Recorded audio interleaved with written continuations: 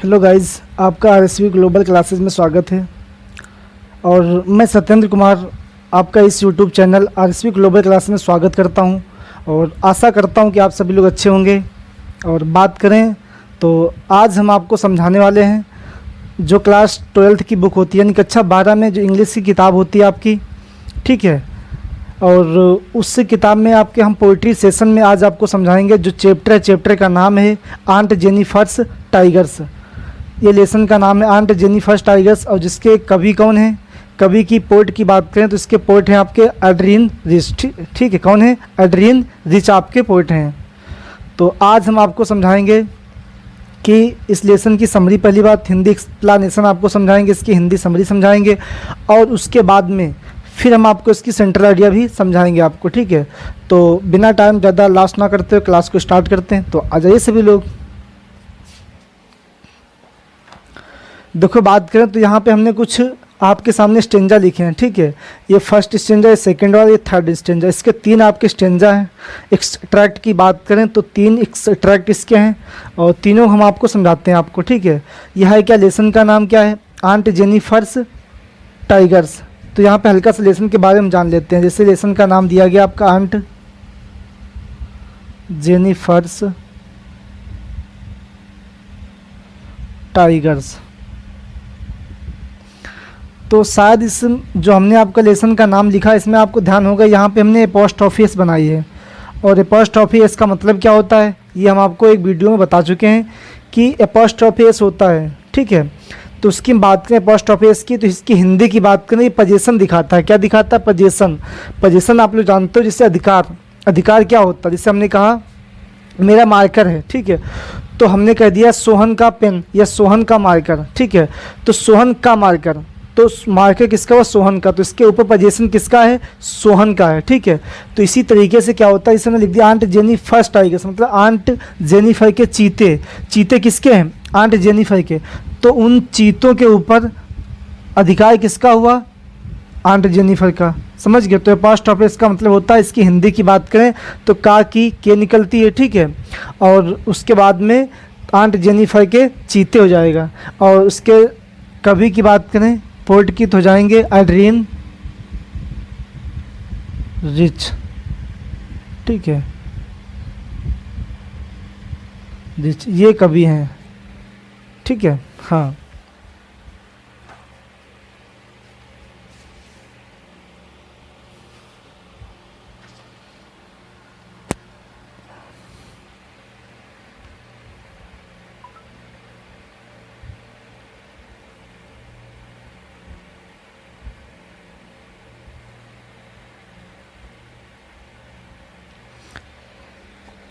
तो चलिए देखते हैं, क्लास में स्टार्ट करते हैं आपको। देखो यहाँ पे हमने स्टेंजा लिखा है। फर्स्ट स्टेंजा में लिखा है आपका aunt Jennifer's tigers prance across a screen, bright topaz denizens of a world of green, they do not fear the man beneath the tree, they pace in sleek chivalric certainty. देखो समझो, यहाँ पे लिखा हमने aunt Jennifer's tigers, aunt Jennifer के चीते। Prawns means होता है उछल कूद करते हैं, अक्रॉस मीन्स के ऊपर, ए मीन्स एक, स्क्रीन माने पर्दे के ऊपर। भाई एक पर्दे के ऊपर आंट जेनिफर के जो चीते हैं क्या कर रहे हैं? उछल कूद कर रहे हैं। तो यहाँ पे हल्का सा हम समझी जान लेते हैं। देखो इसमें क्या एक्चुअल में जो आंटी जी हैं, ठीक है, इनका मानना ये है कि जब किसी भी महिला की फीमेल पार्ट की ठीक शादी हो जाती है, शादी होने के बंधन में बंधने के बाद में वो जो भी किसी भी स्त्री की जिसकी शादी होती है वो उस इंसान की गुलाम हो जाती है जिसकी शादी होती है, जिसके साथ शादी होती है। ये इनका मानना किसका? आंटी जी का, ठीक है। तो इन्होंने क्या किया था, एक पर्दे के ऊपर, ठीक है, चीते के बनाए थे, चीते के चित्र बनाए थे इन्होंने, ठीक, उसी की बात बता रही ये। तो यहाँ पे देखो aunt Jennifer's tigers, aunt Jennifer के चीते, प्रांस में उछल कूद करते हैं, ठीक है। एक क्रॉस मिस के ऊपर, ए मिस एक, स्क्रीन में पर्दे के ऊपर, एक पर्दे के ऊपर जो आंट जेनिफर के चीते हैं वो क्या करते हैं? उछल कूद करते हैं। उसके बाद में दिया bright topaz denizens of a world of green. Bright miss चमकीले, टोपाज, टोपाज देखो यहाँ पे टोपाज का मतलब क्या होता है? एक सेकेंड, हाँ, बात करें तो टोपाज का मतलब क्या होता है? देखो टोपाज, इसका मतलब होता है पुखराज, क्या होता है? पुखराज होता है। अब कहोगे पुखराज क्या होता है, तो पुखराज की बात करें स्टोन होता है। क्या होता है? प्रीवियस स्टोन होता है। प्रीवियस स्टोन, स्टोन का मतलब जानते हो सभी लोग, पत्थर होता है दोस्त। क्या होता है? पत्थर, ठीक है। तो स्टोन का मतलब, टोपाज का मतलब पुखराज होता है, पुखराज का मतलब प्रीवियस स्टोन। अगर इसको बोलना चाहो तो बोल सकते हो ब्राइट स्टोन। ब्राइट स्टोन मतलब क्या है? चमकीला पत्थर बोल सकते हो उसको दोस्त। क्या बोल सकते हो उसको?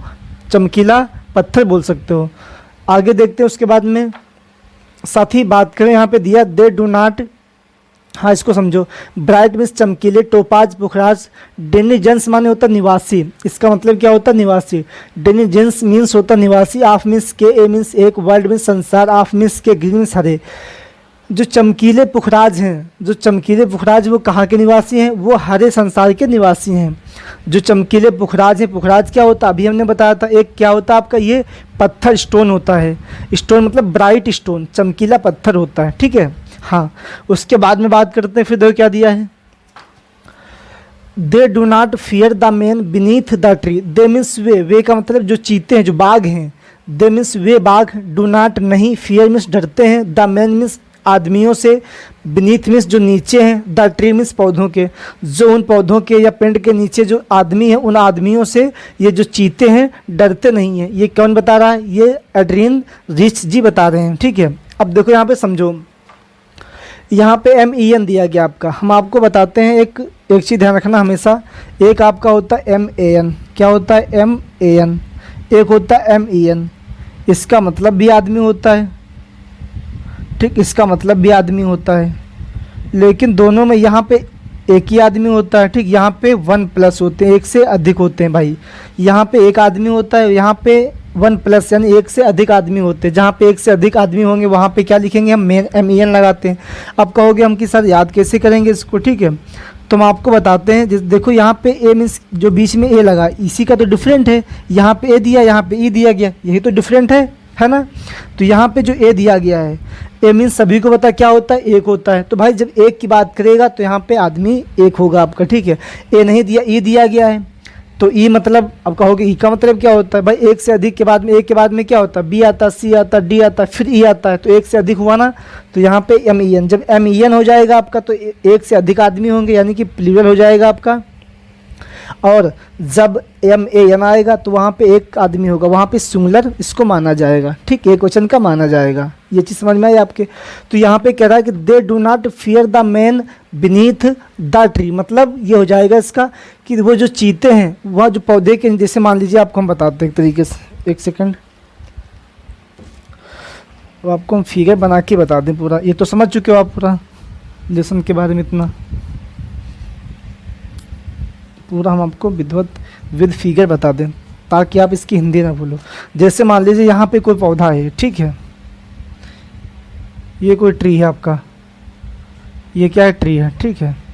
चलो मान लो इसको ट्री है, सपोज दैट।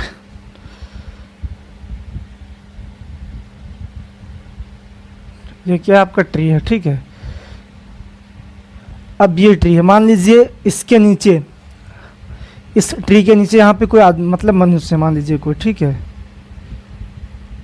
ये सपोज दैट मान लो, ठीक है।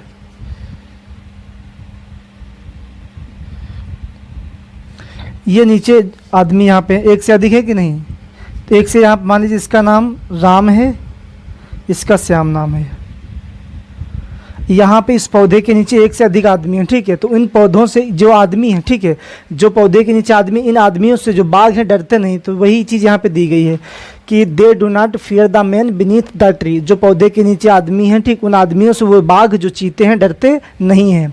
दे मीन्स वे का मतलब वे चीते, पेस मीन्स गति करते, इन मीन्स वे, सिलिक चिवालरिक सर्टेनिटी, एक निश्चित तौर पे गति करते हैं। कहने का मतलब जो चीते होते क्या करते हैं? एक निश्चित तौर पर लगातार गति करते रहते हैं, मतलब लगातार चलते रहते हैं, रुकते नहीं हैं, एक तरीके से आज़ाद हैं। कैसे हैं? आज़ाद हैं, ठीक है।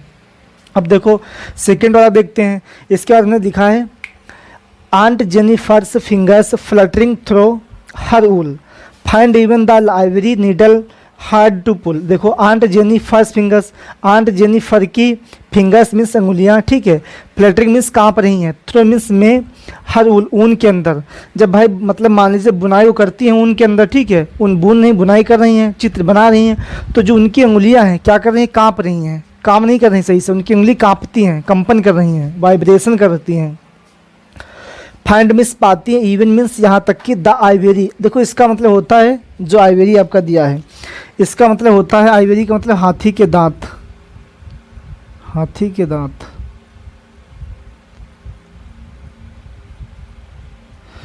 ठीक है, आइवेरी मीन्स हाथी के दांत की बनी हुई, निडल मीन्स सुई, हार्ड मीन्स मुश्किल होता है, टू पुल मीन्स खींचना, पुल मीन्स होता है खींचना।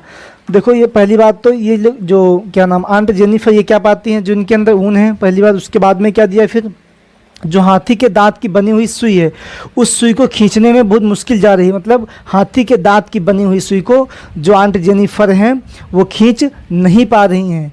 उसके बाद में फिर क्या दिया है, फिर उसके बाद में दिया गया आपका the massive weight of uncle's wedding band sits heavily upon aunt Jennifer's hand. The massive, देखो मैसिव का मतलब होता है भारी भरकम, क्या होता है इसका मतलब, भारी भरकम होता है, या भारी बोल दो आप, या बिग बोल दो।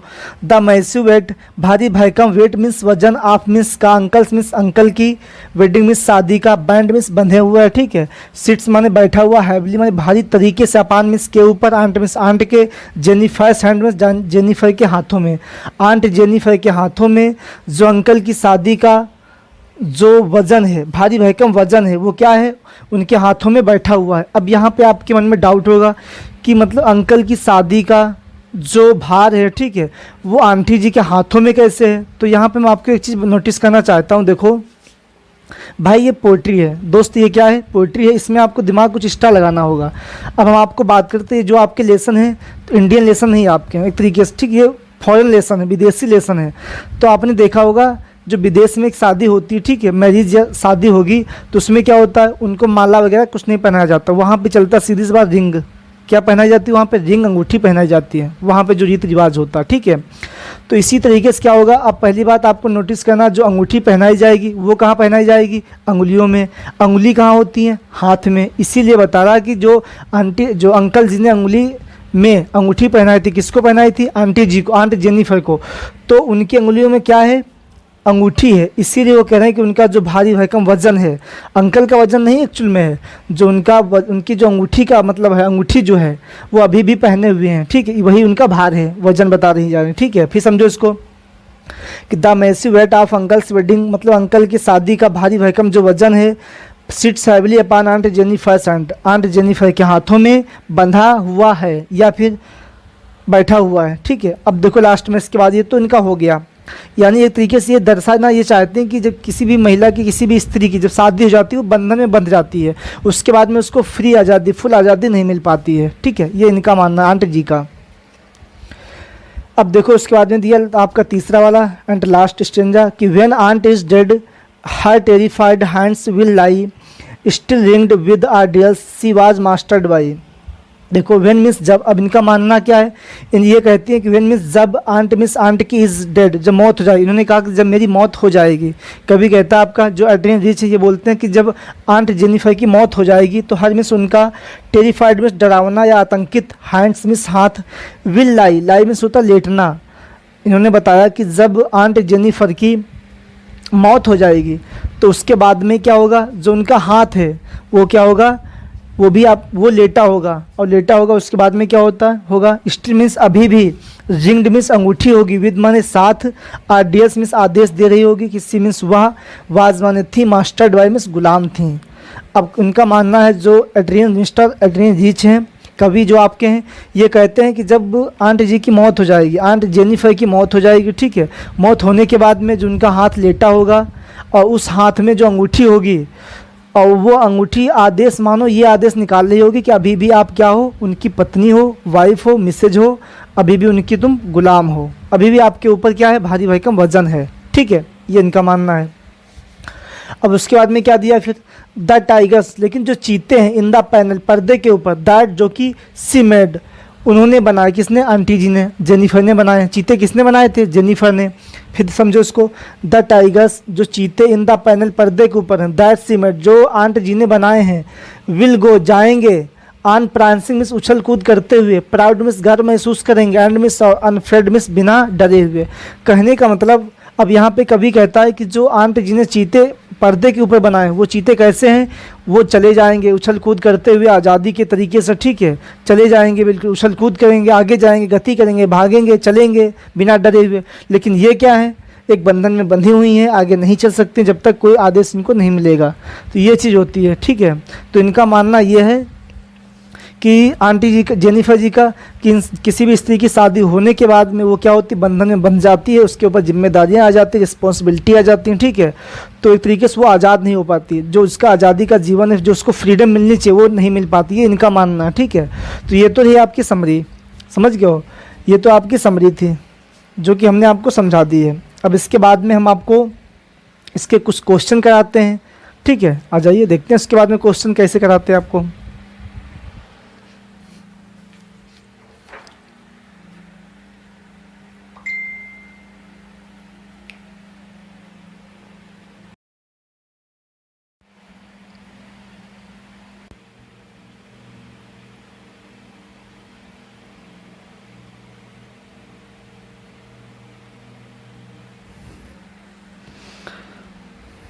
चलिए देखते हैं,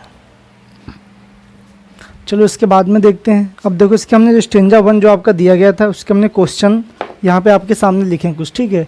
जो स्टेंजा 1 आपका था, एक्सटेंजा बोल दो या इसको बोल दो एक्सट्रैक्ट, बात एक ही है, ठीक है।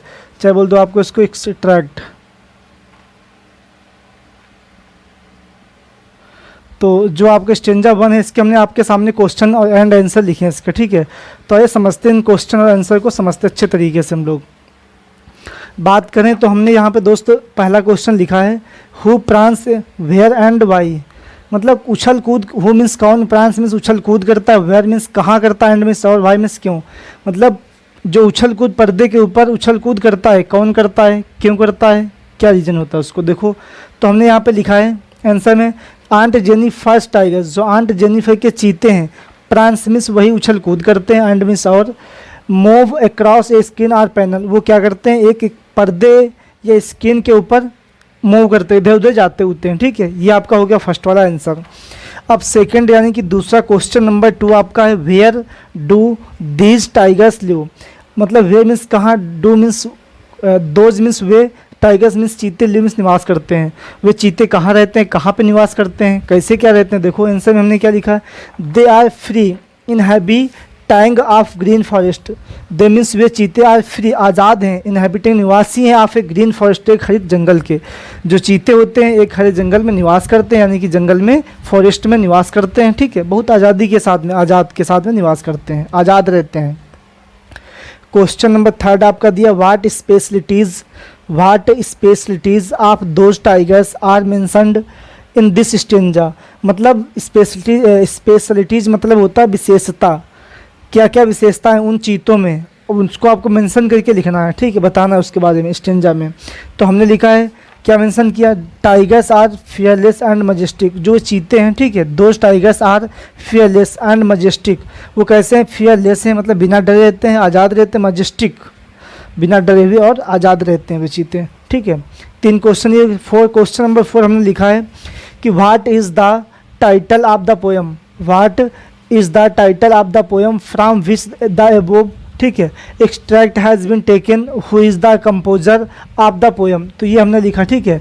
अब इसका मतलब ये होता है कि जो पोएम जो आपकी दी गई है, आंट जेनिफर टाइगर्स, ठीक है, तो इसके टाइटल क्या है, और जो पंक्तियाँ ली गई उसके कहाँ से ली गई हैं, और इसके कवि कौन, कंपोजर का मतलब होता है लिखित, यानी कि किसने लिखी है कविता, ये कविता किसने रचाई है। तो यहाँ पे हमने क्या लिखा पोएम में, देखो आंसर में लिखा, the title of the poem is aunt Jennifer tigers, मतलब इस पोएम का, इस कविता का टाइटल क्या है, आंट जेनिफर चीते। वो जब टाइटल पूछेगा आपसे, ठीक, तो लेसन का नाम लिखना होता है एक्चुअल में। और उसके बाद में लिखा and composed by Adrian Rich, और रचयिता कौन है इसके, एड्रियन रिच। यहाँ पे कवि का नाम लिखना होता है। देखो पोइट्री में हम लोग कवि बोलते हैं, और बात करें जो प्रोज आपकी सप्लीमेंट्री होती है उसमें हम राइटर बोलते हैं। इस बात को आपको ध्यान रखना है, है ना। हाँ, उसके बाद में क्वेश्चन नंबर 5 एंड लास्ट आपका है, give the central idea of the extract in about 25 words, मतलब 25 शब्दों में आपके इसको केंद्रीय विचार इसके बारे में लिखना है, इस स्टेंजा के बारे में। तो हमने क्या लिखा देखो, केंद्रीय विचार, aunt Jennifer tigers prance, aunt Jennifer के चीते उछल कूद करते हैं, एंड मिस और मूव अक्रॉस एक पर्दे के ऊपर मूव करते हैं, चले जाते हैं। दे मिस वे आर मिस फ्री, वे आज़ाद होते हैं। लिव मिस रहते हैं आप द ग्रीन फॉरेस्ट, एक हरे संसार में आज़ाद के तरीके से रहते हैं, बहुत आज़ाद हैं वे। आंट जेनिफर टाइगर्स, जो आंट जेनिफर के चीते हैं, आर मन है नॉट रियल, वास्तविक नहीं है ये। कैसे हैं ये, वास्तविक नहीं भाई, पर्दे के ऊपर बनाए गए थे, वास्तविक कहाँ से होंगे। जो आप लोग सोचो कि जो चीते बनाए गए थे, जो चीते थे आंट जेनिफर के, रियल के थे भाई ना, रियल के नहीं थे चीते, ये कैसे थे, ये बनाए गए थे, केवल पर्दे के ऊपर बनाए गए थे ये, ठीक है। तो रियल कैसे हो जाएंगे, ठीक है, समझ गए हो। अब उसके बाद में क्या दिया फिर, आर लिविंग टाइगर्स, ठीक है, दे आर फियरलेस, वे एक फियरलेस थे, कैसे थे, आज़ाद थे भाई। जब एक चीज़ बताओ, आज़ाद क्यों थे, क्योंकि उस जो चीते पर्दे के ऊपर बनाए गए थे, कोई वास्तविक चीते ये नहीं थे, ठीक है। अब यहाँ पे देखो एक क्वेश्चन आपका छूट गया है, क्वेश्चन नंबर 6, जिसमें आपके रीमिंग वर्ड पूछता है। स्टेंजा नंबर 1 से क्या पूछता है आपका, रीमिंग वर्ड। देखो आपको बताता है रीमिंग वर्ड क्या होता है, क्या पूछा है, रीमिंग वर्ड पूछता है, रीमिंग वर्ड। इसकी हिंदी की बात करें, तुकांत शब्द होता है, क्या होता है, तुकांत शब्द। अब तुकांत क्या होता है, देखो जिससे मान लीजिए किसी भी मीनिंग का या किसी भी वर्ड का जो प्रोनाउंसिएशन होता है, ठीक है, प्रोनाउंसिएशन का अंतिम कुछ भाग मिले, फिर समझो मेरी बात को, किसी भी वर्ड का जो हम प्रोनाउंसिएशन करेंगे, जो मीनिंग होगी उसमें प्रोनाउंसिएशन करेंगे, जो उसका लास्ट वाला कुछ वर्ड मिल जाए, एक तो बात ये हुई, लास्ट का कुछ भाग मिल जाए। दूसरी चीज़, कोई भी वर्ड हमको दिया है गया है, ठीक, कोई भी वर्ड हमको दिया गया है, उस वर्ड के पीछे के अगर 2 या 3 लेटर मतलब अक्षर हमें मिल जाते हैं तो वो आपका हो जाता है रीमिंग वर्ड। अब यहाँ पे देखो, हमने यहाँ तो मिटा दिया भाई, अब यहाँ पे हमने लिखा था, इसे मान लीजिए आंट जेनी बस टाइगर्स, ठीक है, अक्रॉस स्क्रीन करके लिखा था, ठीक, स्क्रीन था, उसके बाद में साथ ग्रीन था आपका, इस टाइप से। एक सेकंड देख लेते हैं हम,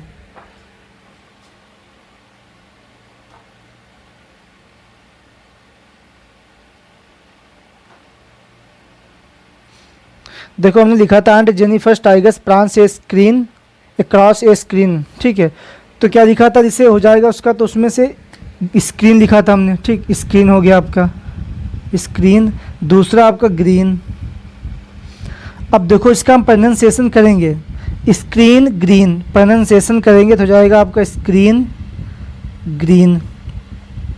तो लास्ट का देखो ग्रीन ग्रीन मिल रहा है, तो ये आपका क्या हो जाएगा, देखो इसका देखो double R double E N ये मिल रहा है, आर डबल ई एन, तो यही आपका क्या हो जाएगा, रीमिंग वर्ड। तो रीमिंग वर्ड का मतलब ये होता है जो लास्ट के आपके अक्षर होते हैं, 2-3 अक्षर, अंग्रेजी की बात करें तो लास्ट के 2-3 अक्षर मिल जाएँ, लास्ट के 2-3 अक्षर आपको मिल जाए, या फिर इनका प्रोनाउंसिएशन मिल जाए, लास्ट का प्रोनाउंसिएशन का कुछ पीछे का भाग मिल जाए, तो वही आपका हो जाता है रीमिंग वर्ड हो जाता है, ठीक है। तो दोस्त कमेंट करके ज़रूर बताना कि ये क्लास आपको कैसी लगी, ठीक है। और ये जो आपका टॉपिक था, जो पोइट्री का सेशन था, यहीं पे समाप्त होता है, और उसके बाद में फिर नेक्स्ट जो आपका चैप्टर 1 बचा इसका, वो आपको समझाएंगे, ठीक है। तो आज के लिए इतना ही बस, मिलते हैं नेक्स्ट क्लास में, तब तक के लिए thank you so much, God bless you, take care, और अच्छे तरीके से आप मेहनत कीजिए, ओके, ठीक है।